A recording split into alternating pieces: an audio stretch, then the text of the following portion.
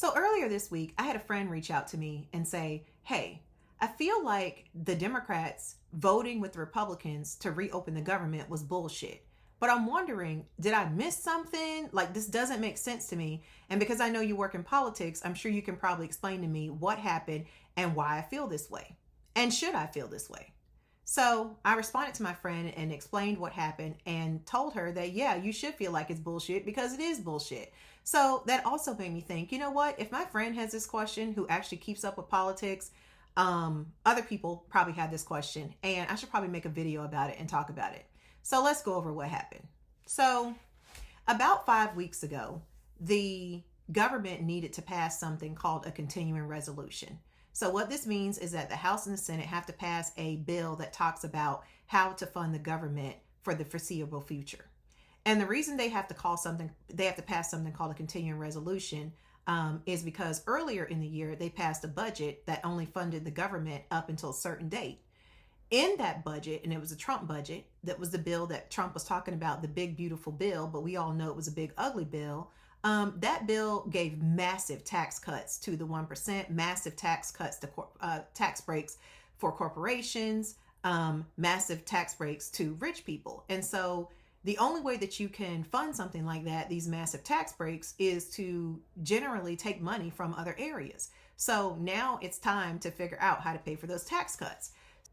So the Senate Republicans put out what they want to pass for the continuing resolution. In this continuing resolution, the bill basically outlines how to fund the government from their perspective, but it says that basically they want to not fund the healthcare subsidies, which are the contributions from the government to help folks pay for Obamacare. And we'll go over it in just a little bit exactly why that's so important. But for now, just realize that's what the fight is about. So basically, the Republicans say in this continuing resolution, we will agree to fund the government, but we want to really make major cuts to Medicaid. And a lot of it is just going to come from what the contributions that the government makes to help people pay for their ACA, healthcare exchange, Obamacare plans every year when they sign up for insurance. So the Democrats, rightfully so, now this is where the Democrats were right. They said, we are not going to do that. We are not going to agree to basically not fund the healthcare subsidies. And also, you really shouldn't be having this conversation, in a continuing resolution process. We want you to give us a clean CR, which means don't make any major changes to how you're funding the government.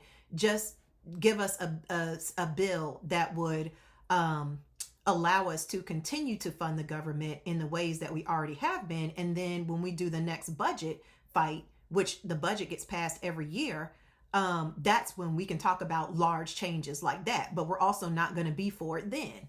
So now you got to remember what's currently going on and who has the majorities. So right now we've got Republican president, Republican Senate, and a Republican House. They have the majorities in the House and the Senate.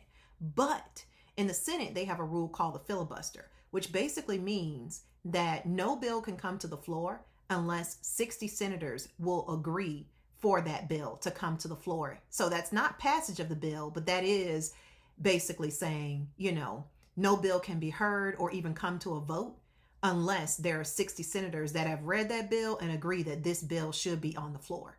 So even though the Republicans have a majority in the Senate, they don't have 60 senators, which is what would be called a supermajority. They don't have that. And so right now, the ability to say whether or not a bill can come to the floor is really the only piece of power that the Democrats even have at the federal level against all of this stuff that Trump is doing.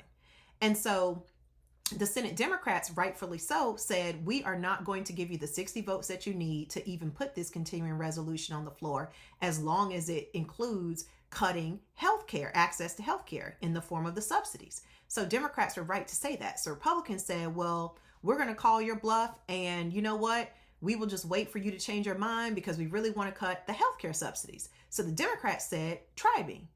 And basically what happened was the government ran out of time. And so this resulted in a government shutdown. Because again, remember, if you don't have any piece of legislation that is an agreement that has gone through both the House and the Senate to say how what the government is going to spend money on, the government can't spend money. So when that happens, when there's no agreement at the federal level, then you end up in a government shutdown, and it's happened before. So this time, that's what happened, because the Democrats were like, we're not going to budge. Healthcare is important. The Republicans were like, we don't care. We will just see. It was like a game of chicken. So basically, about 5 weeks ago, the government shut down. During this time, there was a ton of chaos. When you work for the federal government, if there's a shutdown, it means that federal workers do not get paid. So you had TSA workers not getting paid. You had the military not getting paid. You had air traffic controllers not getting paid. This was resulting in chaos at the airports. And the biggest thing that came from this that the most people were talking about was the fact that SNAP benefits were not going out. So the SNAP benefits are the EBT cards, and it's food assistance that the federal government provides for folks who are low income, living below the poverty level, and they need help with paying for food. So SNAP benefits were not going out. So this was the thing that pretty much everybody was really upset about. And honestly, yeah, we should be very upset about that, because to withhold food from the people who live in your country by not agreeing to assist them in one of the richest countries in the world is vile, disgusting, and it's just completely uncalled for and unnecessary. Okay. And so this is where we were. Republicans were willing to do that because that's how much they wanted to cut the healthcare subsidies, the regular Republican nonsense. So during this time, states started to step up and say, hey, we are not going to let our people starve. We will, at the state level, pay for SNAP benefits. Food banks. I saw one food bank that was like, hey, we have, a couple $1 million in the reserve. We will pull money from our reserve to fill in the gap to make sure that people don't start to go hungry as this all starts to happen with the SNAP benefits. So there was a lot of coordination around people trying to fill in people in states trying to fill in the gap, and organizations trying to fill in the gap to mitigate what was going on with SNAP benefits.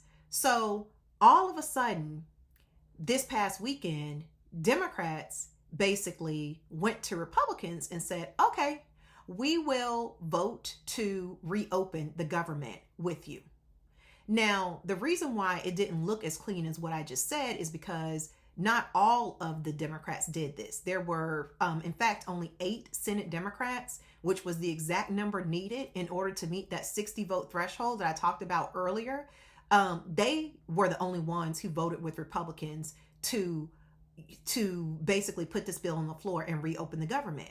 But here's why people are calling bullshit, and this is why they know something is off. And they're right.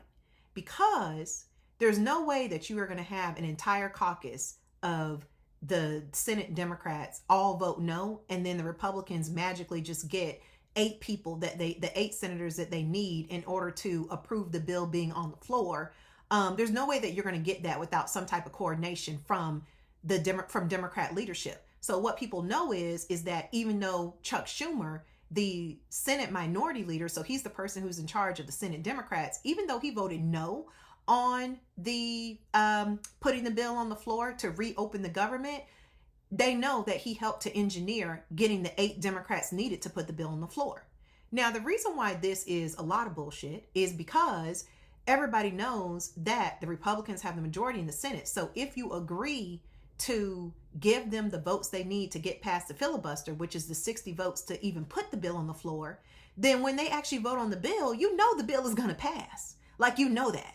And so the filibuster and the ability to restrict a bill from coming to the floor is like the only little piece of power that the Democrats even have right now at the federal level against all this Trump shit. So this was the thing that everybody across the country for the last 5 weeks was like, hey, Senate Democrats, hold strong, do not give in. We understand that, workers are going unpaid. We understand that it is a problem that SNAP benefits are not going out, but we do not want to open up a whole other problem in that if you take away people's ability to pay for health insurance, they're not going to be able to afford health insurance and they're going to go without health insurance. We don't want that new problem. So please do not cave in.